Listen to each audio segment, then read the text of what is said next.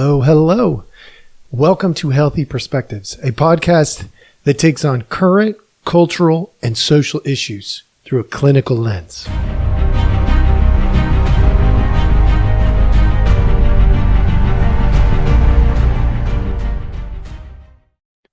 Hello, hello. All right. Welcome back. Thank you so much for joining us. As always, we appreciate your time. And without further ado, your tip of the day is don't get scammed. No, I am not going to go into a list of scams that are out there in the world. I am simply talking about one scam. It is a very big scam, and you should be fully aware of what you're getting into. There has been recently a lot of talk about insurance, in particular, Medicaid. Now, I'm a provider, so I'm going to provide you a view that honestly, many of you probably don't have. It doesn't mean I'm 100% correct. Do your diligence, do your work, explore for yourself what you can to find out if what I say is true. But I am telling you right here or right now from my vantage point, one of the biggest scams in America is insurance. Any kind of insurance. Let's be real. I'm talking car insurance. I'm talking health insurance. I'm talking life insurance. I'm talking mortgage insurance. Every different kind of insurance. Now, some are worse than others. Some are better than others. And some, very few, but some are actually good. And I'm not going to go through and I'm not going to vet out every single insurance company because that is not the point.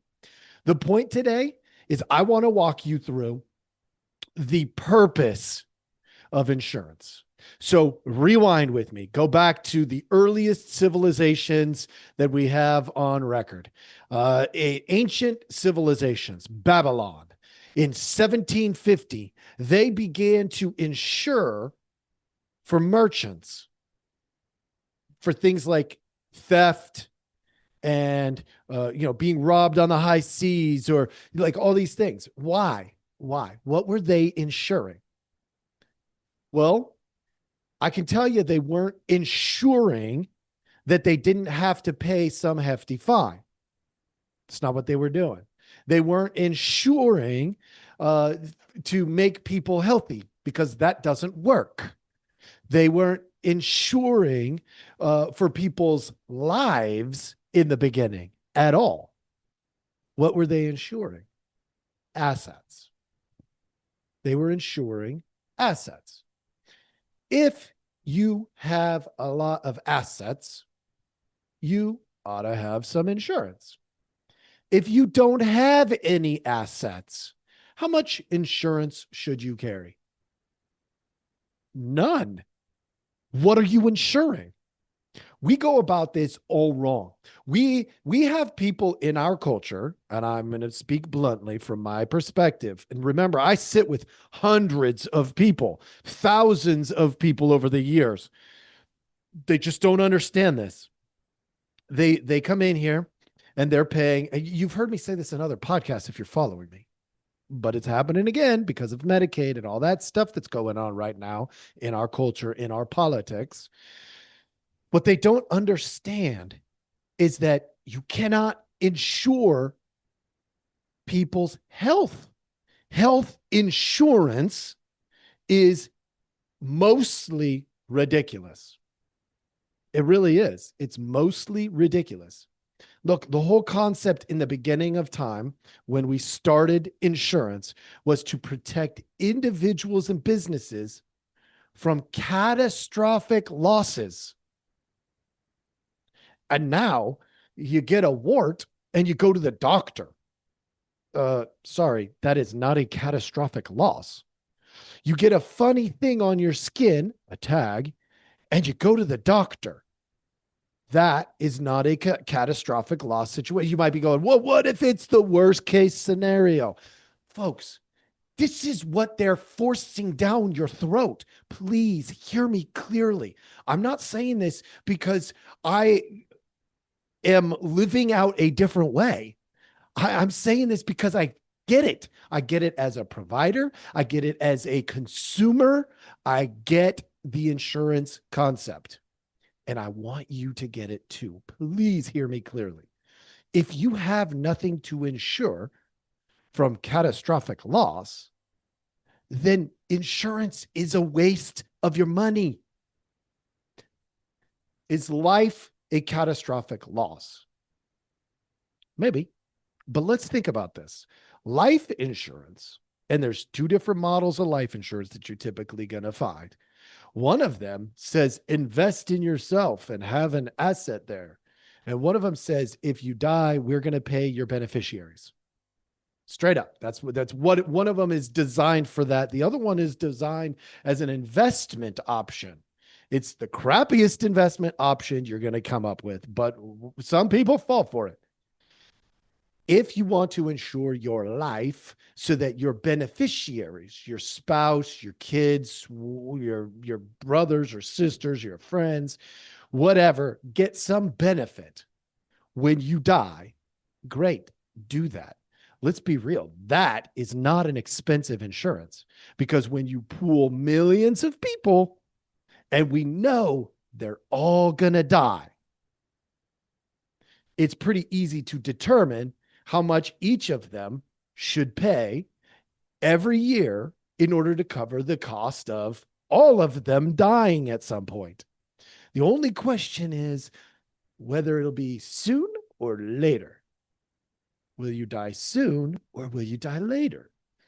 And their bet is that most people are going to make it to the average.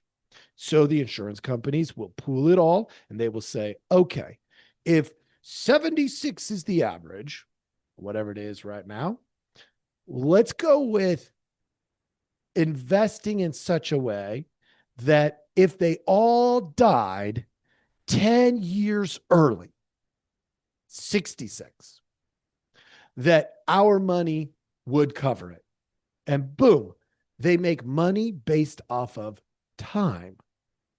And they're just playing the averages. That's why they take your blood and they run the tests and they do these things. They're like, if you're a typical person of healthies and you're this old, and this is how much you're going to have to pay. Simple math. If you want to do that, by all means, do that. That is an insurance that to some degree makes sense. Why? Because you're insuring an asset. You are a money maker in your family. If you die before the average lifespan, then your family is going to be without that income for that period of time. And let's be real, when we're insuring, so let's say you made $100,000 a year. If you take a $500,000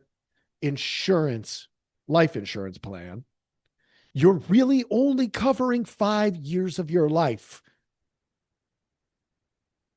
That's what you're insuring. You're like, but it's one lump sum.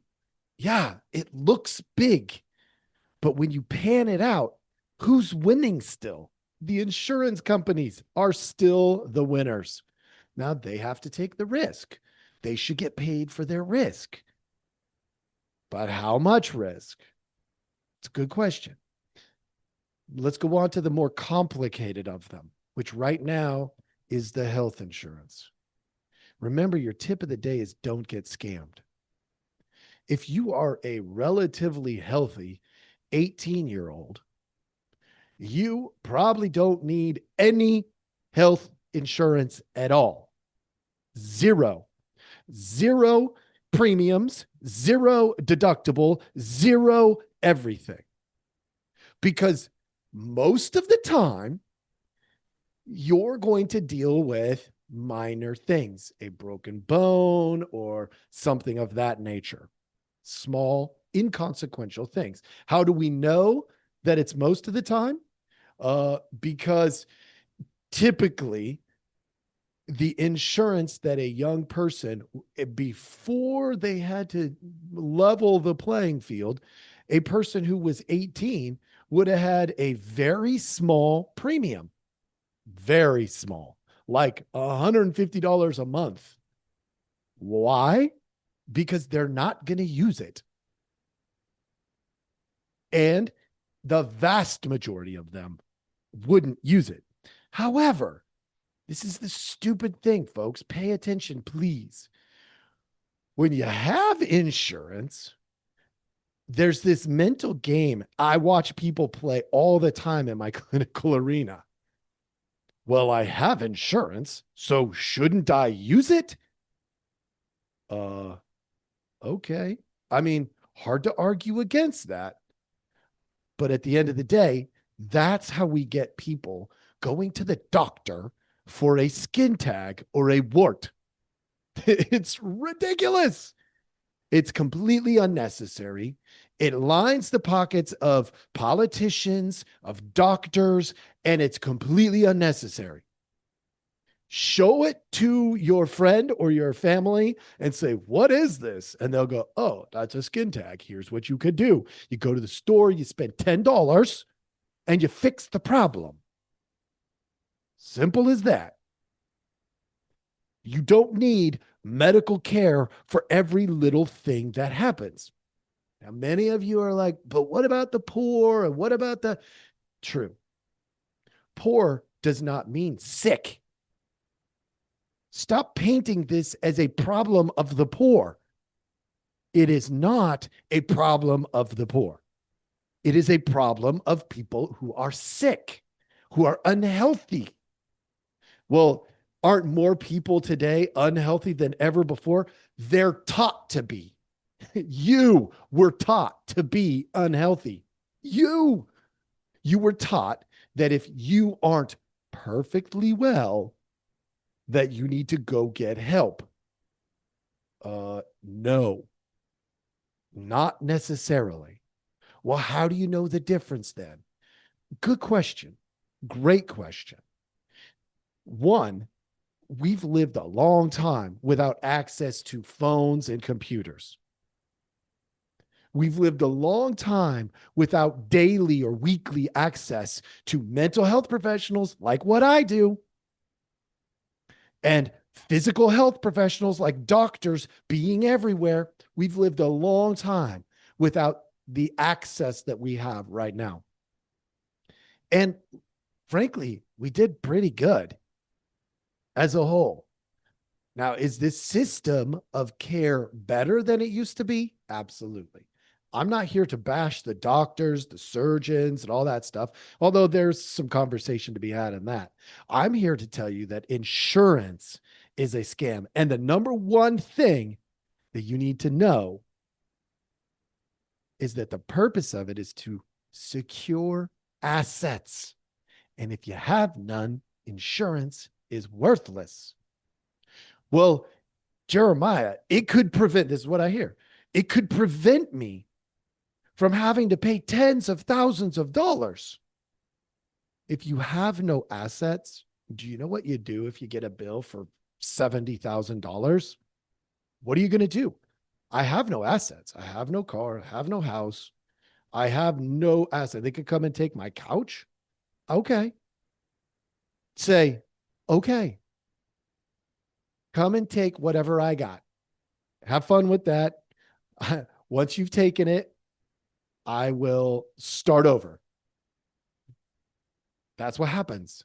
Folks, we have always absorbed that cost. We, the taxpayers, the citizens, the community has always absorbed that cost. And now it has shifted to not only are we absorbing that cost, because there are still people who do that methodology, we now are insuring people, which means we are lining the pockets of somebody somewhere. And if Medicaid right now is an $800 billion a year industry, there are some pockets being lined. They are either mental health and medical health professionals who are absorbing that and having our pockets lined, which some may do that. However, I've worked with Medicaid in the past and they suck. They are inefficient. Their oversight is unhealthy. There are people getting paid to do things that it's really unhealthy from a provider perspective. It is the most difficult insurance to work with. Not because they're good at what they do. It's actually the opposite. It's because they are looking to not pay. That's their goal. Their goal is, how do we not pay? Okay. If that is their goal, then they go about it in ways that prioritize the clients, that would be those who receive the benefits, the least. The least. So what has happened, whether you like to hear this or not, what has occurred is we have ended up with a two-class system. When you have people on Medicaid, you have providers who accept Medicaid. They are trying to line their pockets with essentially government contracts. Now, those government contracts come at a cost. For instance, as a mental health professional, I could set up a practice, 8 to 10 therapists, have them all accept Medicaid and just do Medicaid clients. Then I, as the owner, could get rich off of the back of 8 other professionals. I could do that. And I could do that well because I have seen that in practice. I know how to do that. I know how it works. But the providers would not be providing the highest level of care. Now, how do I know that?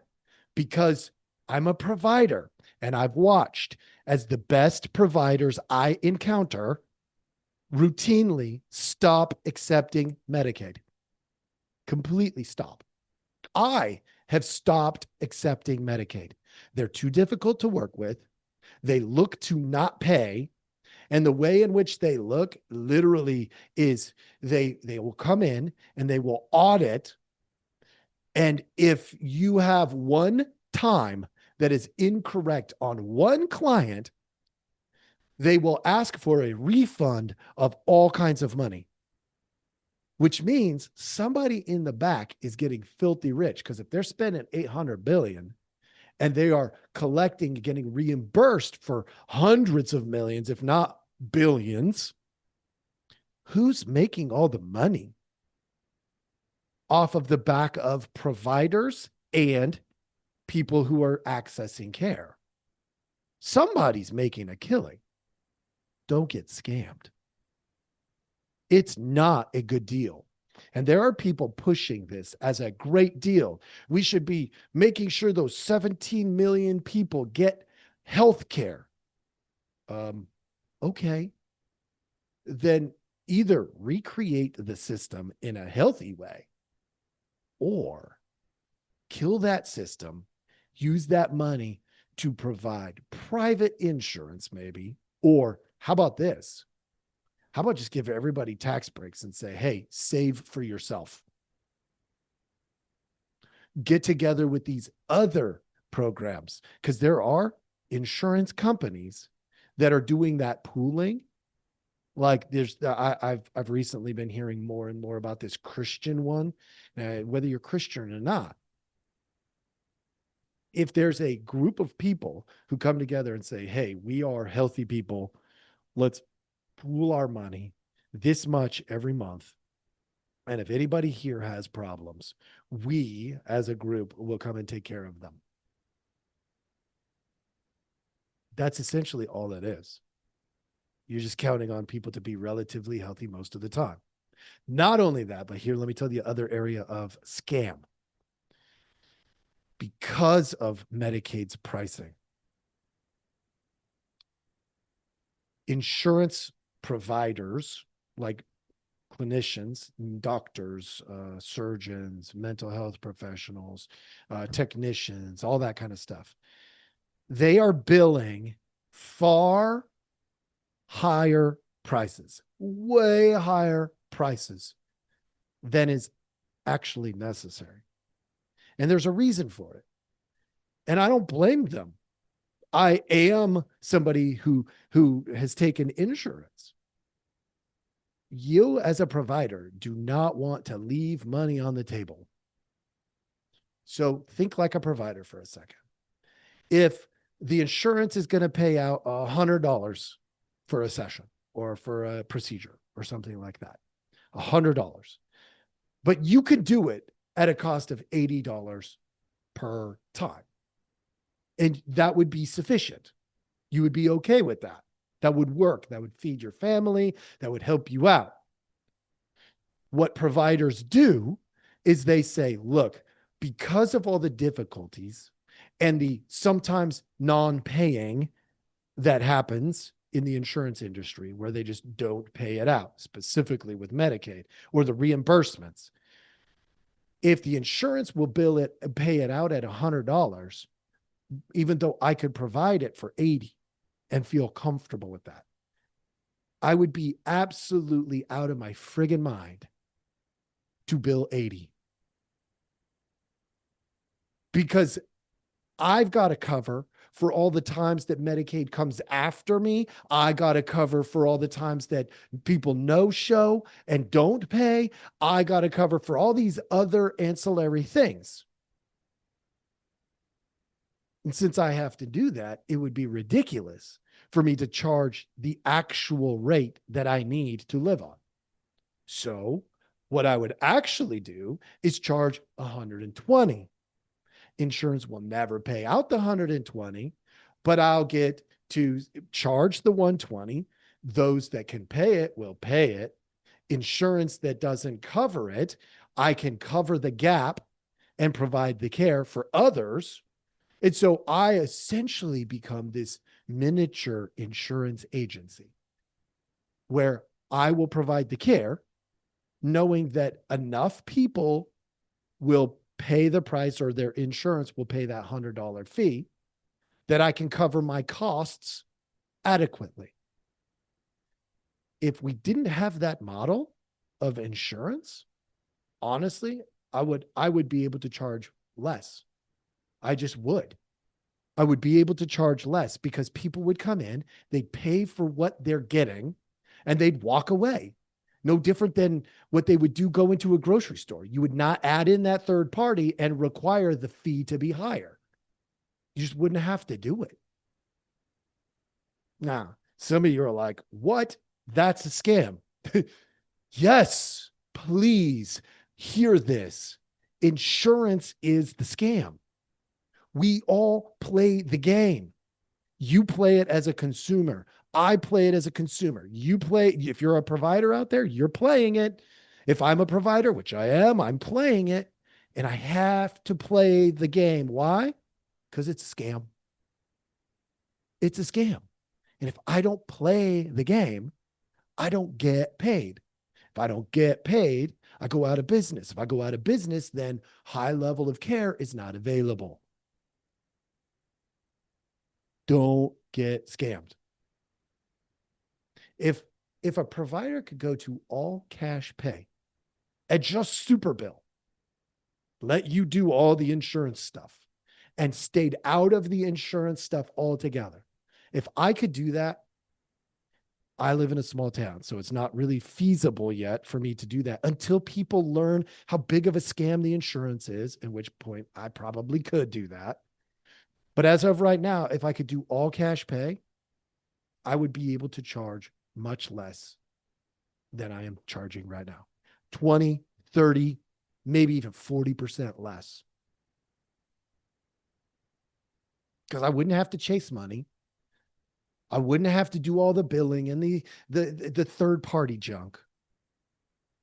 I would see a client, collect the fee. Thank you very much. Have a nice day. This is how I feed my family. So I got what I need. And you can keep the rest. Again, insurance is the scam, folks. Don't get scammed. Start with the first premise. What am I actually insuring?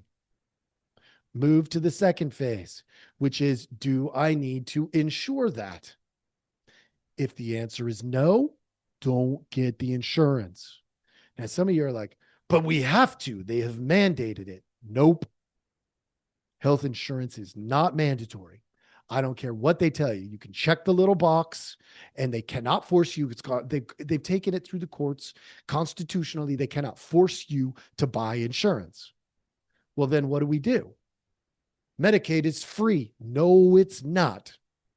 It is not free. You could not sign up for Medicaid. You could sign up through your schools for your kids to have insurance through the schools. And it covers most things. We, as a community, care about children. Medicaid is not required for them to get the care. You just think that it is because that's what you've always been told. You're getting scammed. Folks, you can look all this stuff up. It's all public information. I'm not making this stuff up. And if you think that I am, send me an email, send me a note, make your case. I'd love to hear it. They will always put, because they're scammers, they will always put that one story or that 1% story. Well, without Medicaid, I would have and it would have ruined my life. Okay. There is a percentage, small, probably 1, 2, 3%, where there are stories like that. Okay.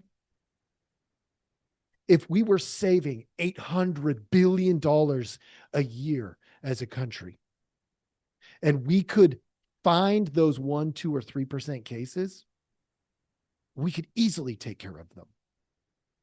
Easily. Folks, if you're getting insurance because you are told you have to have insurance, ask yourself the question, why do I have to have insurance? And if you can't answer that with some sort of assets, you don't need it. It's just a scam.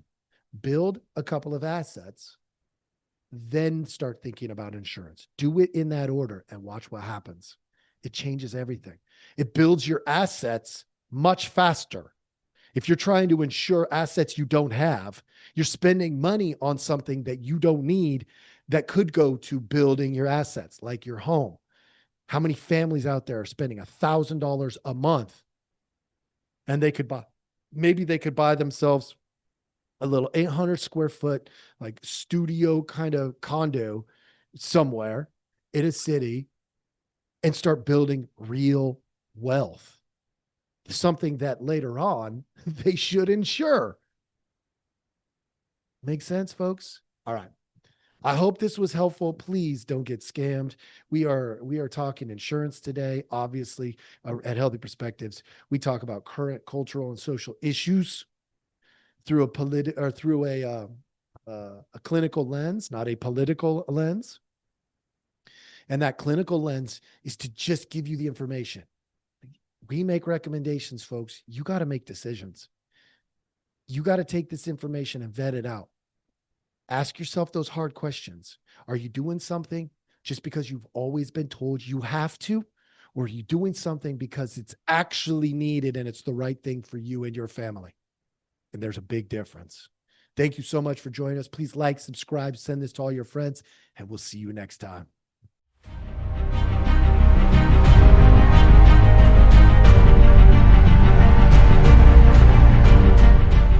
Hey, everybody. Thanks for listening. We appreciate our audience a lot, so we give you some simple ways to track us down. Please like, subscribe, and follow all the podcasts on different platforms, but you can also email us at healthyperspectives@protonmail.com, or you can check out our website at healthy-perspectives.com/podcast. It's a backward slash. So if you want to go to our landing page, if you go to healthy-perspectives.com, you'll still find us. You just got to click on the podcast button. Thank you so much.